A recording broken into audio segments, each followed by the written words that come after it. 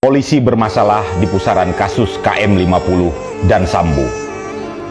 Film Kilometer 50 Tempo di tengah kasus Sambo. Tempo.co baru saja merilis film dokumenter tentang kasus KM50. Lewat dokumenter itu, Tempo.co merangkai bagaimana kronologi terbunuhnya 6 laskar FPI pengawal Habib Rizik.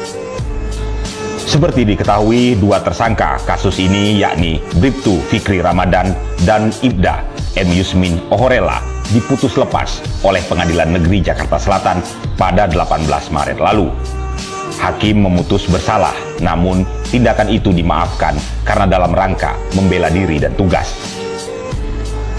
Jaksa mengajukan kasasi, namun Mahkamah Agung baru-baru ini memutuskan menguatkan putusan dari Pengadilan Negeri Jakarta Selatan itu. Tribuners, dokumenter ini tayang perdana di akun YouTube Tempo.co pada 15 September 2022 kemarin. Seperti diketahui, saat ini mata masyarakat memang tertuju pada Polri karena magnitude kasus pembunuhan yang dilakukan mantan Kadif Propam Polri, Irjen Pol Verdi Sambo.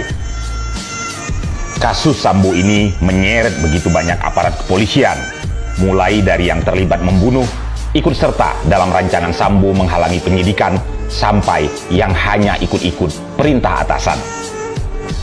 Dalam dokumenter Kilometer 50 besutan Tempo.co itu diungkapkan sejumlah kejanggalan-kejanggalan dan dugaan tak profesionalnya penanganan kasus itu.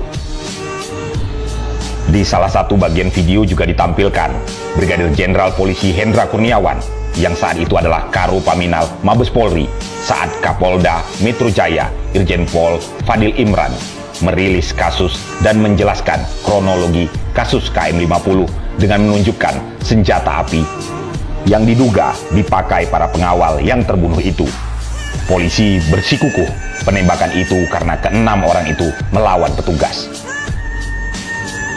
Seperti diketahui, Brigadir Jenderal Polisi Hendra Kurniawan adalah bekas anak buah Jenderal Sambo yang kini jadi tersangka obstruction of justice karena menghalangi proses hukum.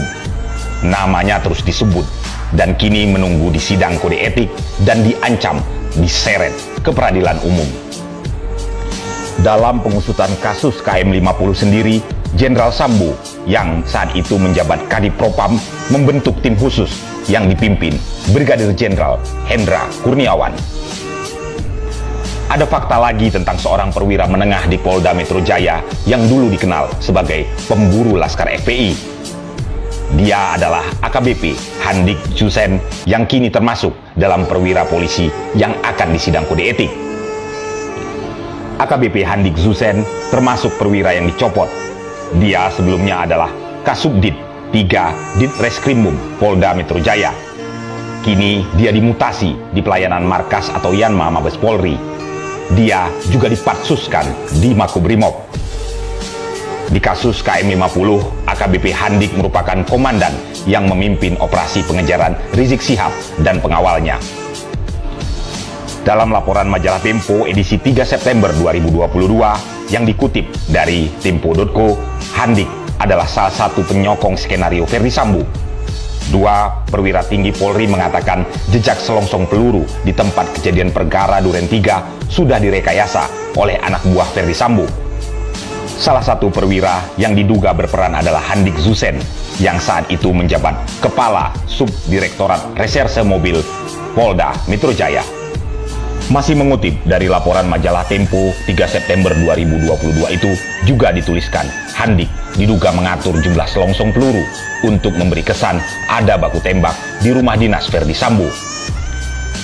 Handik sendiri pernah menjadi anak buah Verdi Sambo di Polda Metro Jaya. Bahkan AKBP Handik masuk dalam daftar anggota Satuan Tugas Khusus Satgasus Merah Putih yang dipimpin Jenderal Sambo.